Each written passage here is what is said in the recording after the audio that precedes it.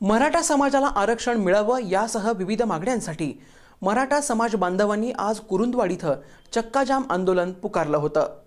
मराठा समाजाला आरक्षण मिळावं यासह विविध मागण्यांसाठी शिरोळ तालुका मराठा समाज बांधवांच्या वतीनं कुरुंदवाड इथं छत्रपती शिवाजी महाराजांच्या पुतळ्याजवळ चक्काजाम आंदोलन करण्यात आलं।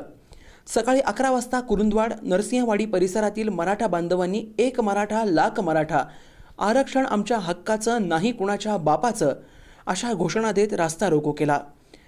शिवतीर्थ चौक मराठा बांधवांच्या गर्दीनं फुलून गेला होता। यावेळी रस्त्याच्या दुतर्फा वाहनांच्या रांगा लागल्या होत्या। अनेक प्रवासींना पायपीट करत उन्हात जाण्याची वेळ आली, तर रुग्णांसाठी आंदोलनातून स्वतः मार्ग काढण्यात आला। दुपारी 1 वाजता राष्ट्रगीत झाल्यानंतर या आंदोलनाची सांगता करण्यात आली। आंदोलनात नगराध्यक्ष जयराम पाटील, नगरसेवक वैभव उगळे, दिलीप गायकवाड, नरसिंहवाडी उपसरपंच अनंत धनवडे, अजय भोसले, तुकाराम पोवार, नंदू माने, दीपक पोमाजे, अवधूत बिरंजे यांच्यासह मराठा बांधव सहभागी झाले होते। कुरुंदवाड पोलीस ठाण्याच्या वतीनं चोख बंदोबस्त ठेवण्यात आला होता।